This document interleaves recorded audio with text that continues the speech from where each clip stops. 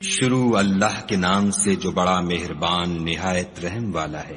سب تعریف خدا ہی کو ہے جس نے اپنے بندے محمد صلی اللہ علیہ وآلہ وسلم پر یہ کتاب نازل کی اور اس میں کسی طرح کی کجی اور پیچیدگی نہ رکھی، بلکہ سیدھی اور سلیس اتاری، تاکہ لوگوں کو عذاب سخت سے جو اس کی طرف سے آنے والا ہے ڈرائے، اور مومنوں کو جو نیک عمل کرتے ہیں خوشخبری سنائے کہ ان کے لیے ان کے کاموں کا نیک بدلہ یعنی بہشت ہے جس میں وہ ابد الآباد رہیں گے، اور ان لوگوں کو بھی ڈرائے جو کہتے ہیں کہ خدا نے کسی کو بیٹا بنا لیا ہے، ان کو اس بات کا کچھ بھی علم نہیں اور نہ ان کے باپ دادا ہی کو تھا، یہ بڑی سخت بات ہے جو ان کے منہ سے نکلتی ہے، اور کچھ شک نہیں کہ یہ جو کچھ کہتے ہیں محض جھوٹ ہے۔ اے پیغمبر صلی اللہ علیہ وآلہ وسلم، اگر یہ اس کلام پر ایمان نہ لائیں تو شاید تم ان کے پیچھے رنج کر کر کے اپنے تئیں ہلاک کر دو گے۔ جو چیز زمین پر ہے ہم نے اس کو زمین کے لیے آرائش بنایا ہے تاکہ لوگوں کی آزمائش کریں کہ ان میں کون اچھے عمل کرنے والا ہے، اور جو چیز زمین پر ہے ہم اس کو نابود کر کے بنجر میدان کر دیں گے۔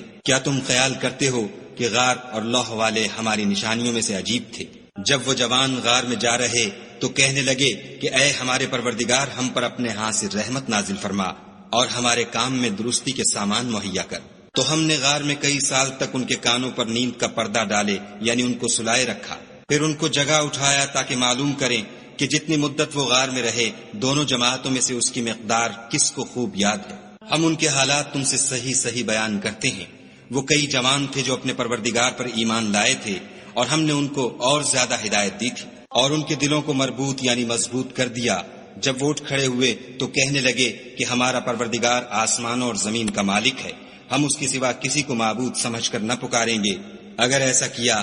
تو اس وقت ہم نے بعید از عقل بات کہی، ان ہماری قوم کے لوگوں نے اس کے سوا اور معبود بنا رکھے ہیں، بھلا یہ ان کے خدا ہونے پر کوئی کھلی دلیل کیوں نہیں لاتے؟ تو اس سے زیادہ کون ظالم ہے جو خدا پر جھوٹ افطرا کرے؟ اور جب تم نے ان مشرکوں سے اور جن کو یہ خدا کے سوا عبادت کرتے ہیں ان سے کنارہ کر لیا ہے تو غار میں چل رہو، تمہارا پروردگار تمہارے لیے اپنی رحمت وسیع کر دے گا اور تمہارے کاموں میں آسانی کے سامان مہیا کرے گا۔ اور جب سورج نکلے تو تم دیکھو کہ دھوپ ان کے غار سے داہنی طرف سمٹ جائے، اور جب غروب ہو تو ان سے بائیں طرف کترا جائے، اور وہ اس کے میدان میں تھے۔ یہ خدا کی نشانیوں میں سے ہیں، جس کو خدا ہدایت دے وہ ہدایت یاب ہے، اور جس کو گمراہ کرے تو تم اس کے لیے کوئی دوست راہ بتانے والا نہ پاؤ گے۔ اور تم ان کو خیال کرو کہ جاگ رہے ہیں حالانکہ وہ سوتے ہیں، اور ہم ان کو دائیں اور بائیں کروٹ بدلاتے تھے، اور ان کا کتا چوکھٹ پر دونوں ہاتھ پھیلائے ہوئے تھا۔ اگر تم ان کو جھانک کر دیکھتے تو پیٹھ پھیر کر بھاگ جاتے اور ان سے دہشت میں آ جاتے۔ اور اسی طرح ہم نے ان کو اٹھایا تاکہ آپس میں ایک دوسرے سے دریافت کریں۔ ایک کہنے والے نے کہا کہ تم یہاں کتنی مدت رہے؟ انہوں نے کہا کہ ایک دن یا اس سے بھی کم۔ انہوں نے کہا کہ جتنی مدت تم رہے ہو تمہارا پروردگار ہی اس کو خوب جانتا ہے،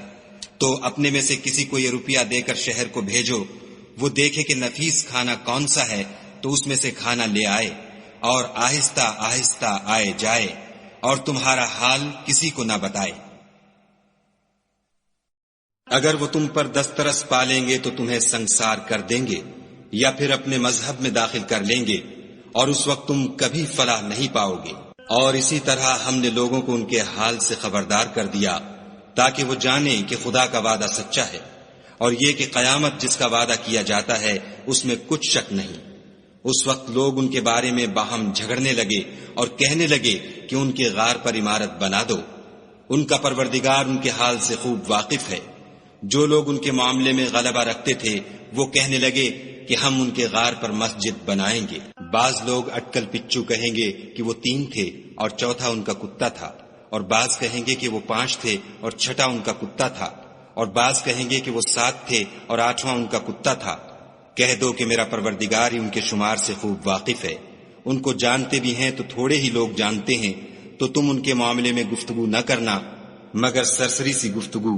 اور نہ ان کے بارے میں ان میں سے کسی سے کچھ دریافت ہی کرنا، اور کسی کام کی نسبت نہ کہنا کہ میں اسے کل کر دوں گا، مگر انشاءاللہ کہہ کر، یعنی اگر خدا چاہے تو کر دوں گا۔ اور جب خدا کا نام لینا بھول جاؤ تو یاد آنے پر لے لو، اور کہہ دو کہ امید ہے کہ میرا پروردگار مجھے اس سے بھی زیادہ ہدایت کی باتیں بتائے۔ اور اصحاب کہف اپنے غار میں 9 اوپر 300 سال رہے۔ کہہ دو کہ جتنی مدت وہ رہے اسے خدا ہی خوب جانتا ہے، اسی کو آسمانوں اور زمین کی پوشیدہ باتیں معلوم ہیں، وہ کیا خوب دیکھنے والا اور کیا خوب سننے والا ہے،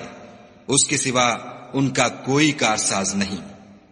اور نہ وہ اپنے حکم میں کسی کو شریک کرتا ہے۔ اور اپنے پروردگار کی کتاب کو جو تمہارے پاس بھیجی جاتی ہے پڑھتے رہا کرو، اس کی باتوں کو کوئی بدلنے والا نہیں، اور اس کے سوا تم کہیں پناہ بھی نہیں پاؤ گے۔ اور جو لوگ صبح و شام اپنے پروردگار کو پکارتے اور اس کی خوشنودی کے طالب ہیں، ان کے ساتھ صبر کرتے رہو، اور تمہاری نگاہیں ان میں سے گزر کر اور طرف نہ دوڑیں کہ تم آرائش زندگانی دنیا کے خاص گار ہو جاؤ۔ اور جس شخص کے دل کو ہم نے اپنی یاد سے غافل کر دیا ہے اور وہ اپنی خواہش کی پیروی کرتا ہے اور اس کا کام حد سے بڑھ گیا ہے، اس کا کہا نہ ماننا، اور کہہ دو کہ لوگو یہ قرآن تمہارے پروردگار کی طرف سے برحق ہے، تو جو چاہے ایمان لائے اور جو چاہے کافر رہے۔ ہم نے ظالموں کے لیے دوزخ کی آگ تیار کر رکھی ہے جس کی قناتیں ان کو گھیر رہی ہوں گی، اور اگر فریاد کریں گے تو ایسے کھولتے ہوئے پانی سے ان کی دادرسی کی جائے گی جو پگھلے ہوئے تانبے کی طرح گرم ہوگا، اور جو منہوں کو بھون ڈالے گا ان کے پینے کا پانی بھی برا اور آرام گاہ بھی بری۔ اور جو ایمان لائے اور کام بھی نیک کرتے رہے تو ہم نیک کام کرنے والوں کا اجر ضائع نہیں کرتے۔ ایسے لوگوں کے لیے ہمیشہ رہنے کے باغ ہیں جن میں ان کے محلوں کے نیچے نہریں بہ رہی ہیں، ان کو وہاں سونے کے کنگن پہنائے جائیں گے، اور وہ باریک دیبا اور اطلس کے سبز کپڑے پہنا کریں گے، اور تختوں پر تکیے لگا کر بیٹھا کریں گے۔ کیا خوب بدلہ اور کیا خوب آرام گاہ ہے۔ اور ان سے دو شخصوں کا حال بیان کرو جن میں سے ایک کو ہم نے انگور کے 2 باغ عنایت کیے تھے اور ان کے گردا گرد کھجوروں کے درخت لگا دیے تھے اور ان کے درمیان کھیتی پیدا کر دی تھی۔ دونوں باغ کثرت سے پھل لاتے اور اس کی پیداوار میں کسی طرح کی کمی نہ ہوتی، اور دونوں میں ہم نے ایک نہر بھی جاری کر رکھی تھی، اور اس طرح اس شخص کو ان کی پیداوار ملتی رہتی تھی۔ تو ایک دن جب کہ وہ اپنے دوست سے باتیں کر رہا تھا،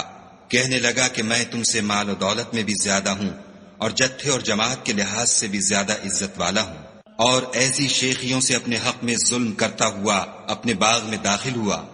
کہنے لگا کہ میں نہیں خیال کرتا کہ یہ باغ کبھی تباہ ہو، اور نہ خیال کرتا ہوں کہ قیامت برپا ہو، اور اگر میں اپنے پروردگار کی طرف لوٹایا بھی جاؤں تو وہاں ضرور اس سے اچھی جگہ پاؤں گا۔ تو اس کا دوست جو اس سے گفتگو کر رہا تھا کہنے لگا کہ کیا تم اس خدا سے کفر کرتے ہو جس نے تم کو مٹی سے پیدا کیا، پھر نطفے سے، پھر تمہیں پورا مرد بنایا؟ مگر میں تو یہ کہتا ہوں کہ خدا ہی میرا پروردگار ہے، اور میں اپنے پروردگار کے ساتھ کسی کو شریک نہیں کرتا۔ اور بھلا جب تم اپنے باغ میں داخل ہوئے تو تم نے ماشاء اللہ لا قوت الا باللہ کیوں نہ کہا؟ اگر تم مجھے مال و اولاد میں اپنے سے کمتر دیکھتے ہو تو عجب نہیں کہ میرا پروردگار مجھے تمہارے باغ سے بہتر عطا فرمائے، اور اس تمہارے باغ پر آسمان سے آفت بھیج دے تو وہ صاف میدان ہو جائے، یا اس کی نہر کا پانی گہرا ہو جائے تو پھر تم اسے نہ لا سکو،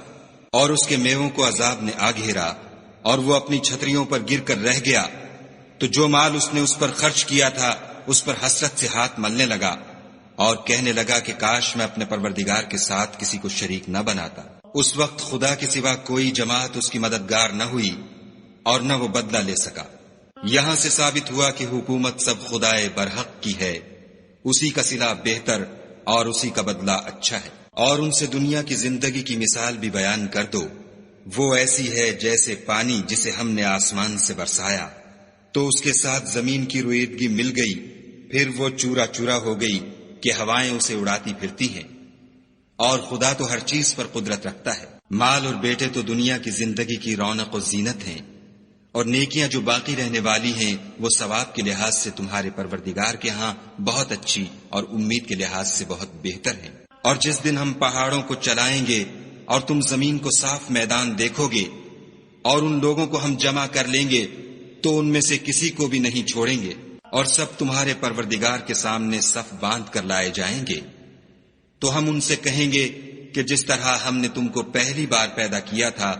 اسی طرح آج تم ہمارے سامنے آئے، لیکن تم نے تو یہ خیال کر رکھا تھا کہ ہم نے تمہارے لیے قیامت کا کوئی وقت مقرر ہی نہیں کیا، اور عملوں کی کتاب کھول کر رکھی جائے گی تو تم گناہگاروں کو دیکھو گے کہ جو کچھ اس میں لکھا ہوگا اس سے ڈر رہے ہوں گے، اور کہیں گے ہائے شامت، یہ کیسی کتاب ہے کہ نہ چھوٹی بات کو چھوڑتی ہے نہ بڑی کو، کوئی بات بھی نہیں مگر اسے لکھ رکھا ہے، اور جو عمل کیے ہوں گے سب کو حاضر پائیں گے، اور تمہارا پروردگار کسی پر ظلم نہیں کرے گا۔ اور جب ہم نے فرشتوں کو حکم دیا کہ آدم کو سجدہ کرو تو سب نے سجدہ کیا مگر ابلیس نے نہ کیا، وہ جنات میں سے تھا تو اپنے پروردگار کے حکم سے باہر ہو گیا۔ کیا تم اس کو اور اس کی اولاد کو میرے سوا دوست بناتے ہو، حالانکہ وہ تمہارے دشمن ہیں، اور شیطان کی دوستی ظالموں کے لیے خدا کی دوستی کا برا بدل ہے۔ میں نے ان کو نہ تو آسمانوں اور زمین کے پیدا کرنے کے وقت بلایا تھا اور نہ خود ان کے پیدا کرنے کے وقت، اور میں ایسا نہ تھا کہ گمراہ کرنے والوں کو مددگار بناتا۔ اور جس دن خدا فرمائے گا کہ اب میرے شریکوں کو جن کی نسبت تم گمان الوہیت رکھتے تھے بلاؤ، تو وہ ان کو بلائیں گے مگر وہ ان کو کچھ جواب نہ دیں گے، اور ہم ان کے بیچ میں ایک ہلاکت کی جگہ بنا دیں گے۔ اور گناہ گار لوگ دوزخ کو دیکھیں گے تو یقین کر لیں گے کہ وہ اس میں پڑنے والے ہیں، اور اس سے بچنے کا کوئی رستہ نہ پائیں گے۔ اور ہم نے اس قرآن میں لوگوں کے سمجھانے کے لیے طرح طرح کی مثالیں بیان فرمائی ہیں، لیکن انسان سب چیزوں سے بڑھ کر جھگڑالو ہے۔ اور لوگوں کے پاس جب ہدایت آ گئی تو ان کو کس چیز نے منع کیا کہ ایمان لائیں اور اپنے پروردگار سے بخشش مانگیں، بجز اس کے کہ اس بات کے منتظر ہوں کہ انہیں بھی پہلوں کا سا معاملہ پیش آئے یا ان پر عذاب سامنے موجود ہو۔ اور ہم جو پیغمبروں کو بھیجا کرتے ہیں تو صرف اس لیے کہ لوگوں کو خدا کی نعمتوں کی خوشخبریاں سنائیں اور عذاب سے ڈرائیں، اور جو کافر ہیں وہ باطل کی سند سے جھگڑا کرتے ہیں تاکہ اس سے حق کو پھسلا دیں۔ اور انہوں نے ہماری آیتوں کو اور جس چیز سے ان کو ڈرایا جاتا ہے ہنسی بنا لیا۔ اور اس سے ظالم کون جس کو اس کے پروردگار کے کلام سے سمجھایا گیا تو اس نے اس سے منہ پھیر لیا، اور جو اعمال وہ آگے کر چکا اس کو بھول گیا۔ ہم نے ان کے دلوں پر پردے ڈال دیے کہ اسے سمجھ نہ سکیں، اور کانوں میں ثقل پیدا کر دیا ہے کہ سن نہ سکیں، اور اگر تم ان کو رستے کی طرف بلاؤ تو کبھی رستے پر نہ آئیں گے۔ اور تمہارا پروردگار بخشنے والا صاحب رحمت ہے، اگر وہ ان کے کرتوتوں پر ان کو پکڑنے لگے تو ان پر جھٹ عذاب بھیج دے، مگر ان کے لیے ایک وقت مقرر کر رکھا ہے کہ اس کے عذاب سے کوئی پناہ کی جگہ نہ پائیں گے۔ اور یہ بستیاں جو ویران پڑی ہیں، جب انہوں نے کفر سے ظلم کیا تو ہم نے ان کو تباہ کر دیا، اور ان کی تباہی کے لیے ایک وقت مقرر کر دیا تھا۔ اور جب موسیٰ نے اپنے شاگرد سے کہا کہ جب تک میں دو دریاؤں کے ملنے کی جگہ نہ پہنچ جاؤں ہٹنے کا نہیں، خواہ برسوں چلتا رہوں۔ جب ان کے ملنے کے مقام پر پہنچے تو اپنی مچھلی بھول گئے، تو اس نے دریا میں سرنگ کی طرح اپنا رستہ بنا لیا۔ جب آگے چلے تو موسیٰ نے اپنے شاگرد سے کہا کہ ہمارے لیے کھانا لاؤ، اس سفر سے ہم کو بہت تکان ہو گئی ہے۔ اس نے کہا کہ بھلا آپ نے دیکھا کہ جب ہم نے پتھر کے پاس آرام کیا تھا تو میں مچھلی وہیں بھول گیا، اور مجھے آپ سے اس کا ذکر کرنا شیطان نے بھلا دیا، اور اس نے عجب طرح سے دریا میں اپنا رستہ لیا۔ موسیٰ نے کہا یہی تو وہ مقام ہے جسے ہم تلاش کرتے تھے۔ تو وہ اپنے پاؤں کے نشان دیکھتے دیکھتے لوٹ گئے۔ وہاں انہوں نے ہمارے بندوں میں سے ایک بندہ دیکھا جس کو ہم نے اپنے ہاں سے رحمت یعنی نبوت یا نعمت ولایت دی تھی، اور اپنے پاس سے علم بخشا تھا۔ موسیٰ نے ان سے جن کا نام خضر تھا کہا کہ جو علم خدا کی طرف سے آپ کو سکھایا گیا ہے، اگر آپ اس میں سے مجھے کچھ بھلائی کی باتیں سکھائیں تو میں آپ کے ساتھ رہوں۔ خضر نے کہا کہ تم میرے ساتھ رہ کر صبر نہیں کر سکو گے، اور جس بات کی تمہیں خبر ہی نہیں اس پر صبر کر بھی کیوں کر سکتے ہو؟ موسیٰ نے کہا خدا نے چاہا تو آپ مجھے صابر پائیے گا، اور میں آپ کے ارشاد کے خلاف نہیں کروں گا۔ خضر نے کہا اگر تم میرے ساتھ رہنا چاہو تو شرط یہ ہے مجھ سے کوئی بات نہ پوچھنا جب تک میں خود اس کا ذکر تم سے نہ کروں۔ تو دونوں چل پڑے، یہاں تک کہ جب کشتی میں سوار ہوئے تو خضر نے کشتی کو پھاڑ ڈالا۔ موسیٰ نے کہا کیا آپ نے اس کو اس لیے پھاڑا ہے کہ سواروں کو غرق کر دے؟ یہ تو آپ نے بڑی عجیب بات کی۔ خضر نے کہا کیا میں نے نہیں کہا تھا کہ تم میرے ساتھ صبر نہ کر سکو گے؟ موسیٰ نے کہا کہ جو بھول مجھ سے ہوئی اس پر مواخذہ نہ کیجیے، اور میرے معاملے میں مجھ پر مشکل نہ ڈالیے۔ پھر دونوں چلے، یہاں تک کہ رستے میں ایک لڑکا ملا تو خضر نے اسے مار ڈالا، موسیٰ نے کہا کہ آپ نے ایک بے گناہ شخص کو ناحق بغیر قصاص کے مار ڈالا، یہ تو آپ نے بری بات کی۔ خضر نے کہا کیا میں نے نہیں کہا تھا کہ تم سے میرے ساتھ صبر نہیں ہو سکے گا؟ انہوں نے کہا کہ اگر میں اس کے بعد پھر کوئی بات پوچھوں یعنی اعتراض کروں تو مجھے اپنے ساتھ نہ رکھیے گا کہ آپ میری طرف سے عذر کے قبول کرنے میں غایت کو پہنچ گئے۔ پھر دونوں چلے یہاں تک کہ ایک گاؤں والوں کے پاس پہنچے اور ان سے کھانا طلب کیا۔ انہوں نے ان کی ضیافت کرنے سے انکار کیا۔ پھر انہوں نے وہاں ایک دیوار دیکھی جو جھک کر گرا چاہتی تھی تو خضر نے اس کو سیدھا کر دیا۔ موسیٰ نے کہا کہ اگر آپ چاہتے تو ان سے اس کا معاوضہ لیتے تاکہ کھانے کا کام چلتا۔ خضر نے کہا کہ اب مجھ میں اور تم میں علیحدگی، مگر جن باتوں پر تم صبر نہ کر سکے میں ان کا تمہیں بھید بتائے دیتا ہوں کہ وہ جو کشتی تھی غریب لوگوں کی تھی جو دریا میں محنت کر کے یعنی کشتیاں چلا کر گزارا کرتے تھے، اور ان کے سامنے کی طرف ایک بادشاہ تھا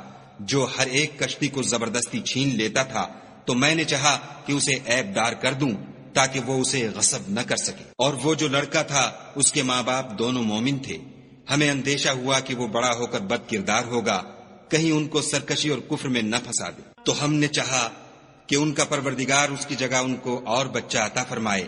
جو پاک تینتی میں بہتر اور محبت میں زیادہ قریب ہو۔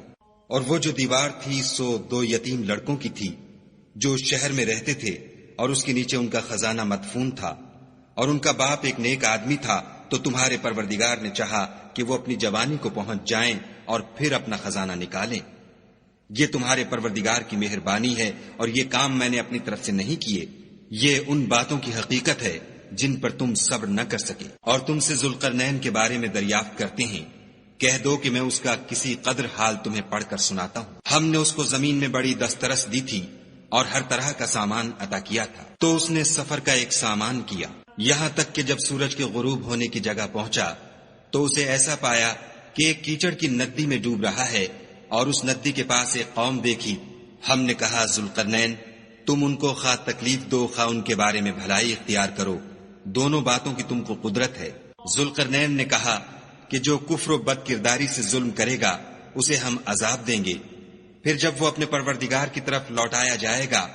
تو وہ بھی اسے بڑا عذاب دے گا، اور جو ایمان لائے گا اور عمل نیک کرے گا اس کے لیے بہت اچھا بدلہ ہے، اور ہم اپنے معاملے میں اس پر کسی طرح کی سختی نہیں کریں گے بلکہ اس سے نرم بات کہیں گے۔ پھر اس نے ایک اور سامان سفر کا کیا، یہاں تک کہ سورج کے طلوع ہونے کے مقام پر پہنچا تو دیکھا کہ وہ ایسے لوگوں پر طلوع کرتا ہے جن کے لیے ہم نے سورج کے اس طرف کوئی اوٹ نہیں بنائی تھی۔ حقیقت الحال یوں تھی، اور جو کچھ اس کے پاس تھا ہم کو سب کی خبر تھی۔ پھر اس نے ایک اور سامان کیا، یہاں تک کہ 2 دیواروں کے درمیان پہنچا تو دیکھا کہ ان کے اس طرف کچھ لوگ ہیں کہ بات کو سمجھ نہیں سکتے۔ ان لوگوں نے کہا کہ ذوالقرنین یاجوج اور ماجوج زمین میں فساد کرتے رہتے ہیں، بھلا ہم آپ کے لیے خرچ کا انتظام کر دیں کہ آپ ہمارے اور ان کے درمیان ایک دیوار کھینچ دیں۔ ذوالقرنین نے کہا کہ خرچ کا جو مقدور خدا نے مجھے بخشا ہے وہ بہت اچھا ہے،